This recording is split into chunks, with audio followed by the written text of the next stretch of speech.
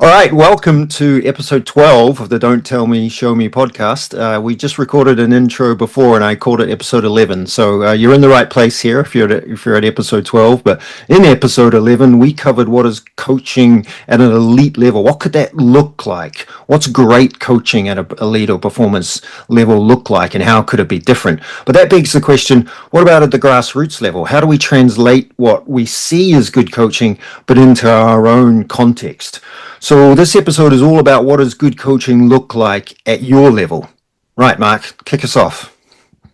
So this is where a struggle can be for many coaches. As we mentioned in the previous episode, and please go back to that if you haven't listened because it will make sense of this one, is who am I searching for? Who do I know that inspires me to coach like that at one element, but also what's needed for my club. So often the people we see on TV could be totally opposite to what's fit for purpose for the club I'm with, for the team I am with, and also then making sure you keep your authentic self around that. So this is where a lot of club grassroots coaches can really struggle.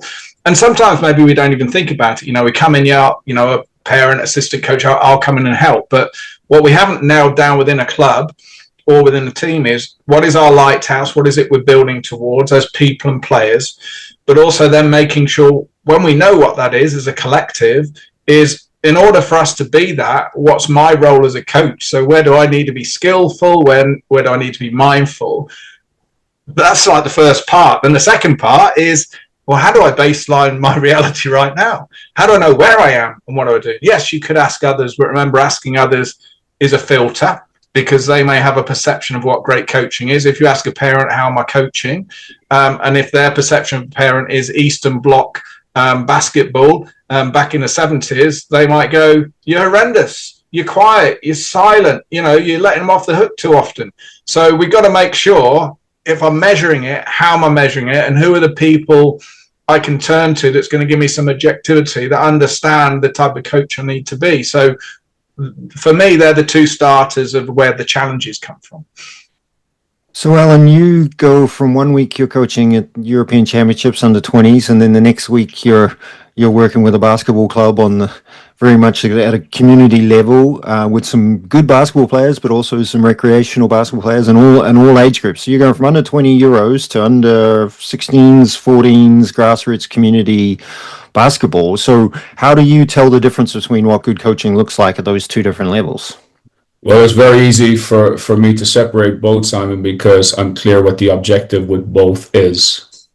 When we go to the European Championship, the objective is to squeeze every bit of potential out of every single person in that group. And we talked about that in episode 8 and 9, including how you squeeze every bit of potential out of the staff you have, including the players, and then hope the results can be as good as they could possibly be. Whether you get to a final or not, it's a different story. Flip that coin over, I'm very clear what the driver is at our club.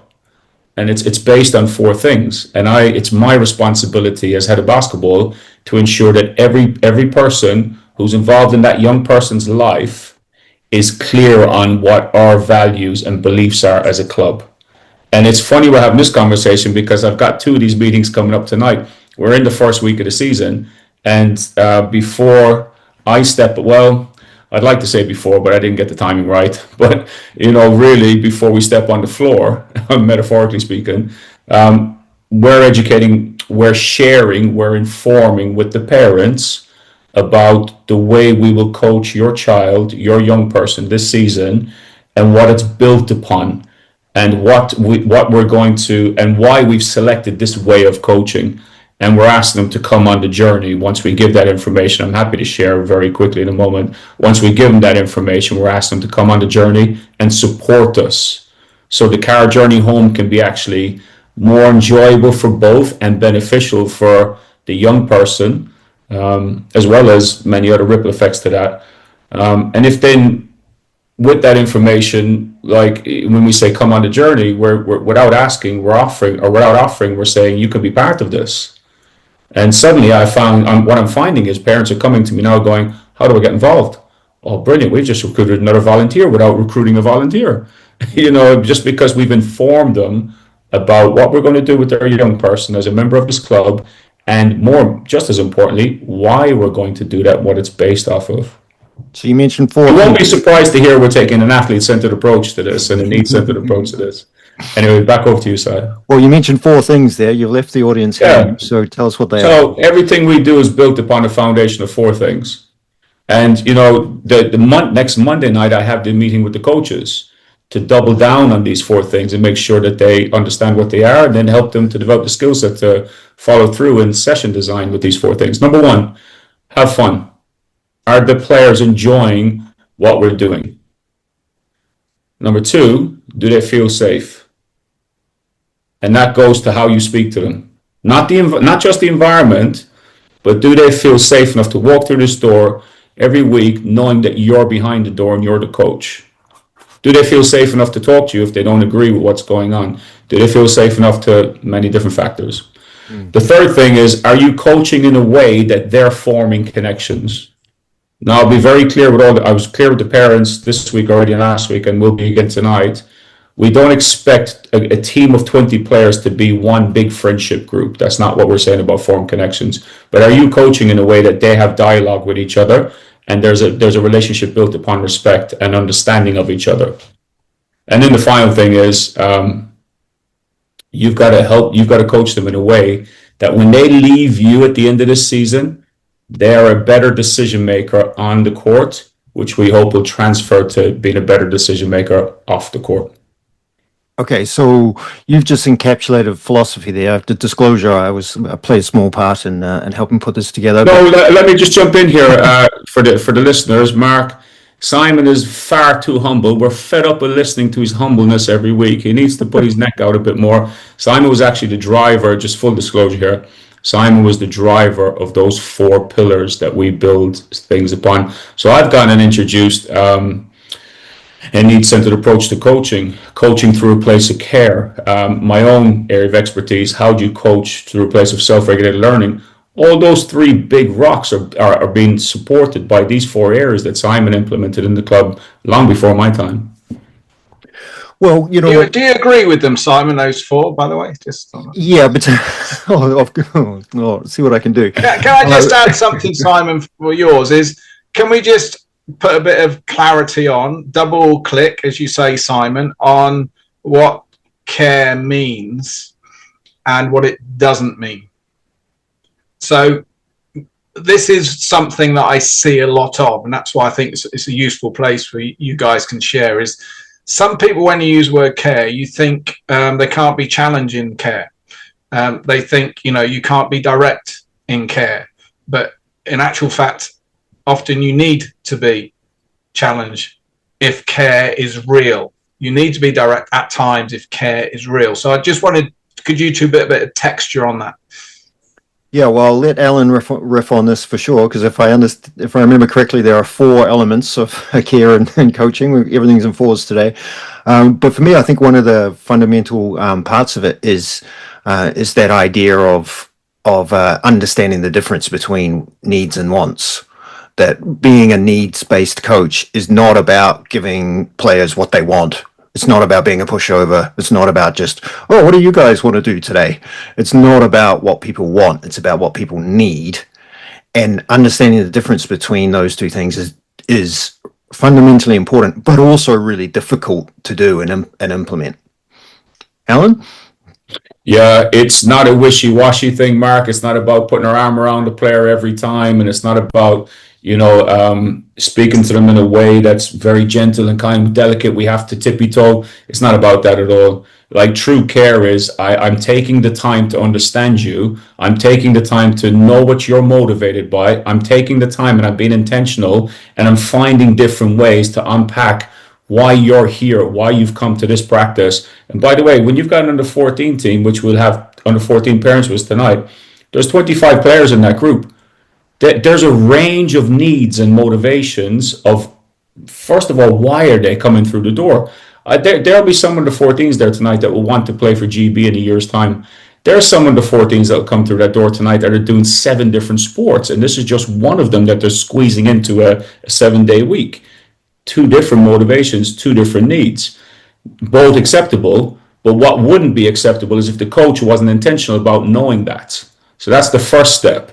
Engrossment. I'm really taking time, energy, effort to understand who you are as a person, as well as a basketball player. Now I can choose how I'm going to coach you.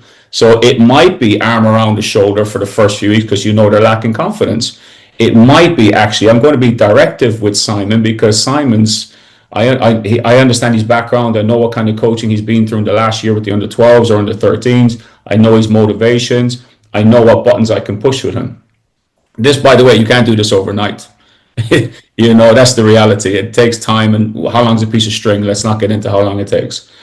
So that's one. Second thing is like true care, to double click, triple click on this, Mark, is motivational displacement is the term, which I love. And most coaches fall at this hurdle. I fell at this hurdle for a number of years. And actually, if I'm not careful, I'll fall at this hurdle again in the future because it's not something, oh yeah, I ticked that box, I can move on, I've passed that course. It's not how it works. Motivational displacement is I approach this practice, I approach this game by leaving my motivations for what I would want out of this outside, and I'm going to serve the motivations and needs of that team, this person I'm coaching. Very difficult to do again. Very easy to say. Very easy to. Did you say rip or riff, Simon? I said riff. Right. So is that must be a Kiwi term or something? But I love it, so I'm stealing it. So it's very easy for me to riff on this right now on this podcast, but incredibly hard to do, guys. And you have to check yourself daily on this before you walk into that practice session. Why am I here today? First, before I start to dig down into why they're here. So care is to coach through a place of care, Mark. I would argue it's one of the hardest ways to coach. I would argue very strongly, and I think I could battle a lot of those who would disagree on why it's an incredibly difficult way to coach. I remember being in a timeout in the European Championship a few years back, and the whole timeout was about care. That we will perform better if you guys care more was the message. And care for each other and have each other's back. So if I care for you, Simon, and you're on the court, Mark, and I see you're out of position, I'm going to communicate to you effectively what position to get into because I care about you being in the right position. Care about yourself, how you showing up. Care about pride, blah, blah, blah, all that coaching speak. So a care goes across a wide range of things, but it starts with the coach engrossing themselves in that young person's life and why they're here, and then parking their motivations.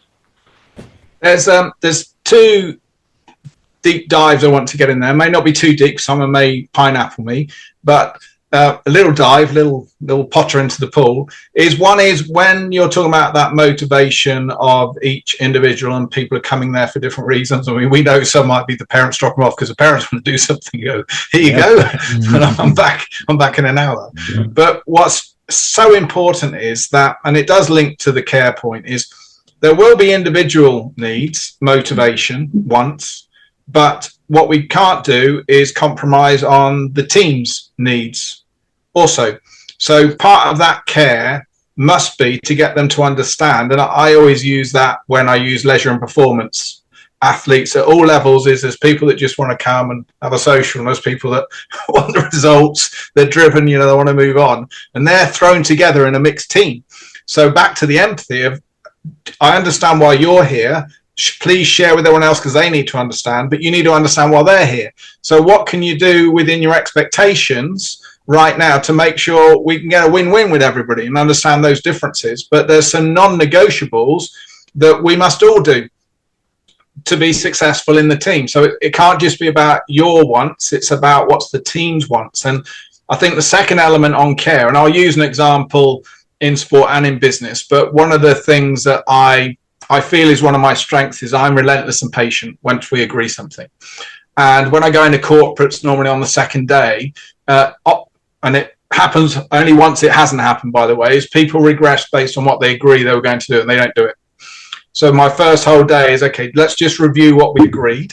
And they go around and they're like, what? Because they're not used to it. They're used to, right, just throw some more stuff at me. And I'm challenging them. And I'm saying, well, hang on a minute, we need to discuss this. So what prevented you?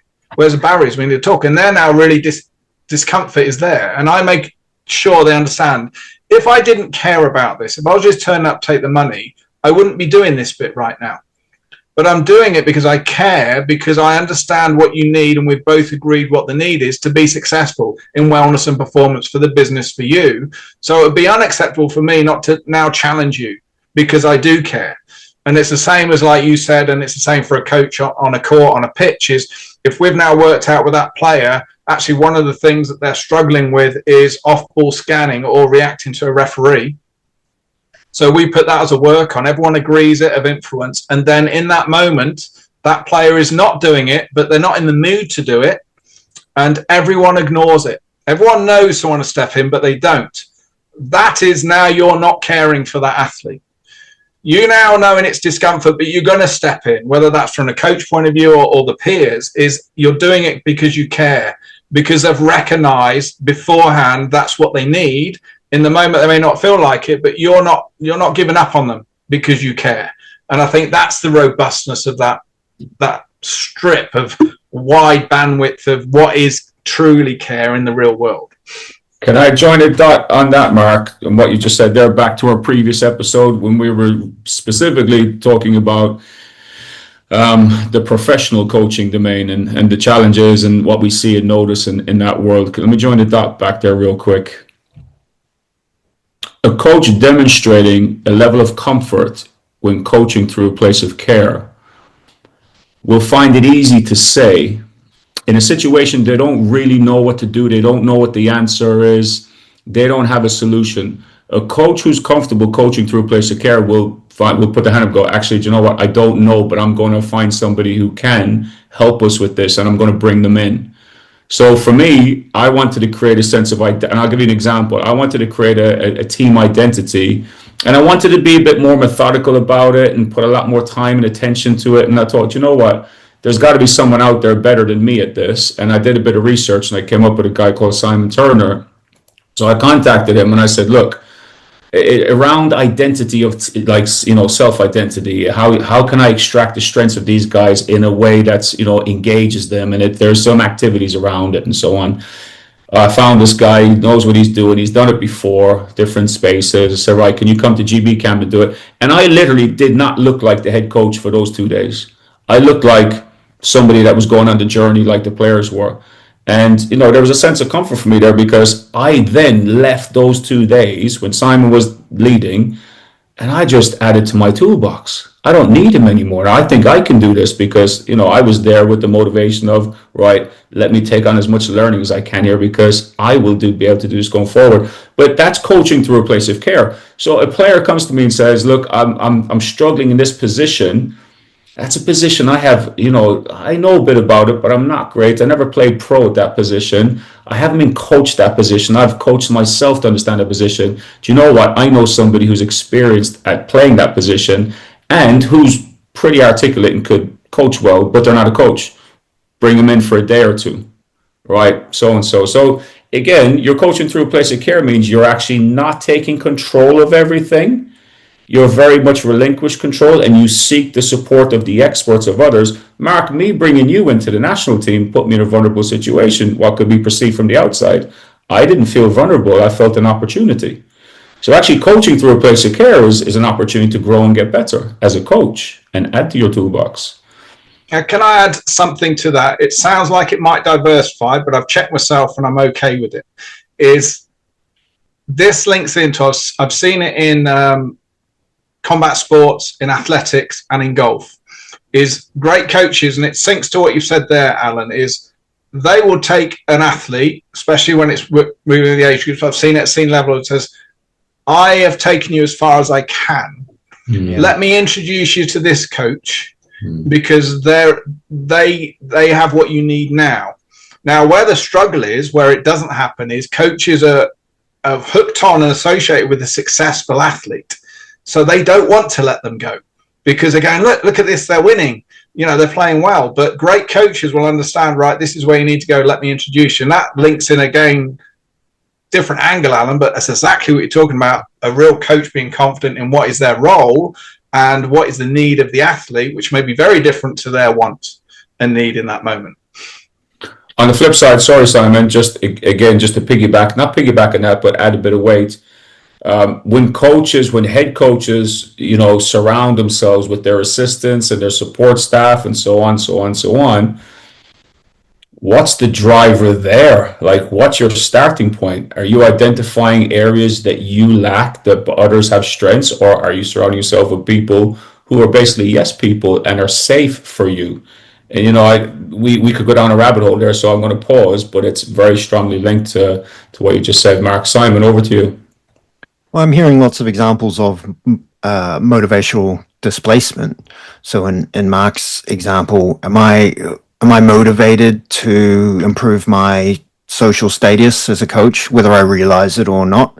Or am I motivated to support the needs of this individual and therefore help them to progress? So, that is a practical application of care and coaching. The irony being, if we could make some tweaks to our systems as governing bodies, as sports, we could encourage that type of behavior. Unfortunately, the systems around these coaches, I think we've got to be a little bit careful not to place too much of an emphasis on the individual cognitive, psychological aspects of this, of the individual coach. We've got to put that in the sociological context of, what context, what environment, what systems are they in. And a lot of the systems, particularly I think in team sports, they promote winning, they encourage winning, and and then coaches gain a lot of encouragement from that. There are practical things you can do, even to go so far as to, when you see a national team and you see a list of players, you often see brackets what club they're a part of. How about listing all the clubs they've been a part of? How about asking them, are there any coaches in your backstory that you really want to highlight? And then, so when you're putting out your squad selections and it goes on the governing body website, we've got name of the player, their previous clubs, and the coaches who they want to highlight. So we can all enjoy and be a part of that player's success if we're willing to just recognize the limitations of our role. I'm going to diversify slightly here, but it's a 30-second one. I've always thought, and maybe it's happened and I missed it, but when someone takes the top step or any of the steps at Olympic Championship, World Championship, that they dropped a flag down and it had the faces and the names of every coach that had coached them up to that point from when they started to when they end. So they had their coaching journey with them on a T-shirt or on a flag or on a little stand they could put next to the podium. I think those elements would be so powerful for sports. But I just want to get back to the point of the grassroots element, and it links back to something you said there, Alan, two chats ago in this podcast, is that point of, if you're a grassroots, is identifying where you think you're strong, but also then identifying, I'm not clear on this, I don't know how to influence this type of player or improve this enjoyment, still make the performance, whatever it may be.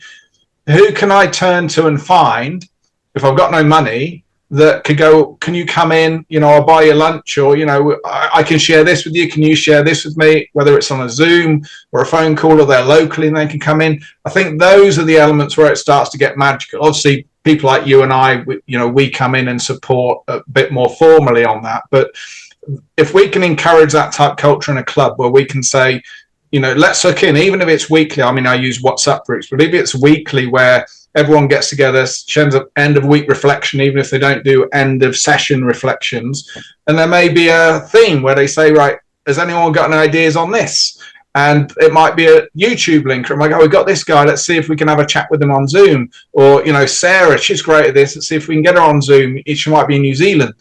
But that conscious focus of who can we pull in, or who have we got in a club? Have we got a parent or someone that could share this? And then we spend 4 weeks investing in it. And then we reflect on that, as opposed to just, here's another idea. I'll watch this on YouTube. Oh, I'll give that a go. But it doesn't fit with the need of you as a coach or the need of the club. And we're not investing long enough to give it the respect it needs to review it, to cultivate within the organization. So 2 things there, just to respond, Mark, if you don't mind. Number 1, we've had our first guest on the show, as you can see. His name is Colby.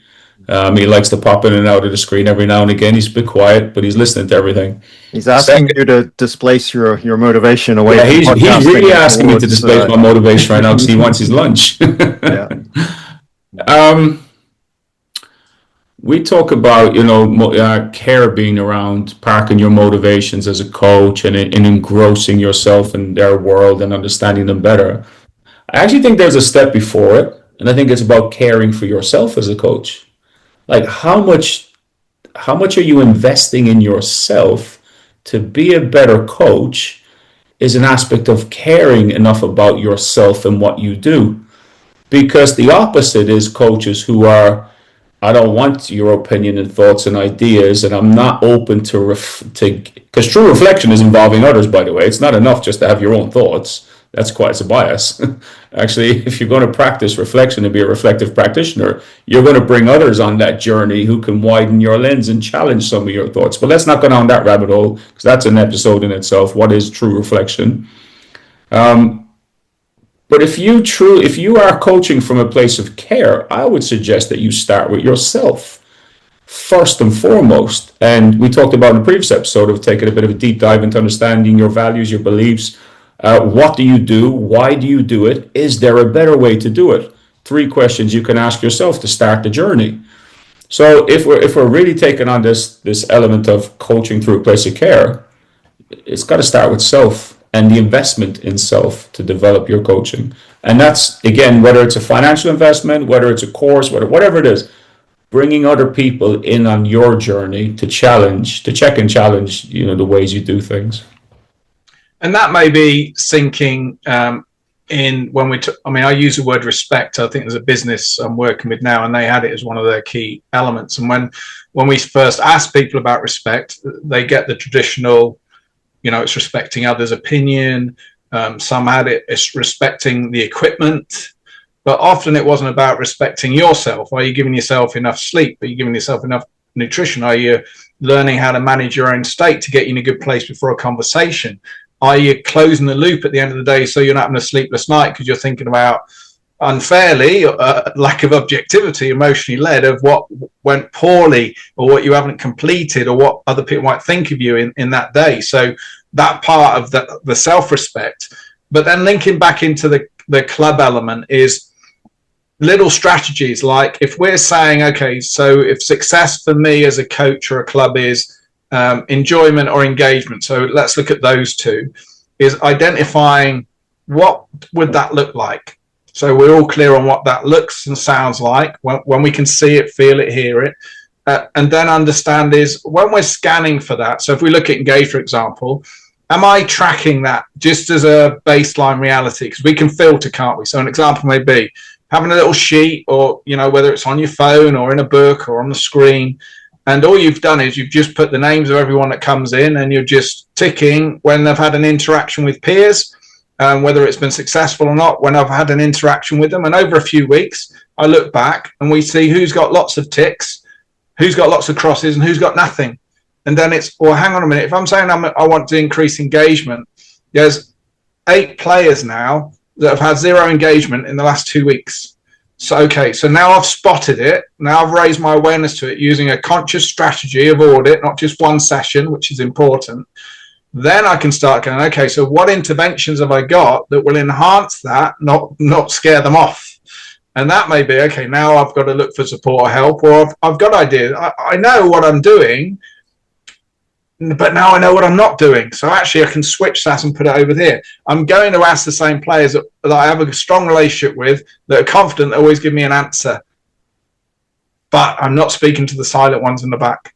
Okay, so how can I do that now? So that's back to what type coach am I? If it is engagement and enjoyment and keeping people in the sport as critical elements for a club, is how am I doing now? Because that's got to be your reality marker. And then it can be, okay, so yes here, no here. Okay, so do I have strategies? Can I explore them? Is there strategies in the club that I can help? And back to your point early on, Alan, have we early on shared with all the coaches, the boss, and importantly the parents of what success is and how they can help? So then a lot of the tools I know you and I share is about software, is about how can I get a player more confident sharing an opinion without fear that isn't outcome led. How can we get people asking and seeking others' opinion without waiting for it? Because we can cultivate that at 5, 6, 7 years old, but we need to invest in it over time. Now parents can help with that, because then they can when they're watching practice and go, I see why you're doing that now in a practice session. It's not just about you didn't do any drills today. So it's cultivating that baseline based on your success criteria. So engagement, enjoyment, if they are in there, I'd argue they should be. But then how am I doing now? I think is a key point. So if you go back to club coaches, often volunteers, lucky if they get some travel expenses or a small payment throughout the year, do 2 sessions a week, 1 game, or 3 sessions a week, 1 game, or whatever it may be. It's very difficult for that coach. I find it. I can say I think it's very difficult for that coach to find that time to truly invest in yourself as a coach. So what are the 1 or 2 things you could do this year? Because these are people who've got full-time jobs, and we talk about the plan, do, review, Simon cycle, and we've created plan, do, review formats that, pro coaches would probably be better doing because they have the time, but the car park coach who's getting out of the car, thinking about the training session, walking in the door, very difficult for them. But I think it's, if I could just then pull back and say, right, well, what's the one thing that you would encourage a coach in that capacity to work on? Approach that session with curiosity. I think curiosity is a powerful concept. Yeah, you plan to practice, but you've got to go in there and show an element of curiosity because we don't know what they know. So now, how good are we at asking questions during that session? So I know Stephen Rowling framework, ask, offer, ask. Even if you just grasped one of those kind of concepts of, right, we're going to work on transition defense tonight, we're going to work on transition offense, and then the third thing we're going to work on is finishing. Right. Okay. So in those drills and those activities you've designed, just be mindful to ask questions, to gather some information back from them. That's one element of coaching through a place of care. And it's something that a car park coach doesn't have to go on a course for, doesn't have to take a deep dive into, support from you, Mark, or support from you, Simon. They could just actually, I'm going to be better at asking questions tonight because I value their voices and I value their opinions and ideas. That's an approach. It's not a course you go on. It's not a journey you go on. You're just going to go in there and try to be better at asking questions. But I think it's very difficult to listen to this podcast and go, right, I've got to invest time in understanding myself as a coach, invest time in values, invest time in beliefs. What do I truly believe in? I think it's a journey you can go on without giving massive amounts of intentionality, but just making slight changes with big impacts. Asking players questions is a small change with a big impact if done over time. I think your last 3 words, 2 words at the end of that sentence is the critical element here, Alan, because we can do both. We can explore, also be really objective of what success is. But I think the critical point is we give ourselves and everyone involved time. So whether even at grassroots, we say, right, let's give ourselves 4 weeks of how could we connect better, all of us. Me connect with you, each player connect with each player. So what would that look like over 4 weeks? And we can ask them and getting involved. But then every session, that's on a little board.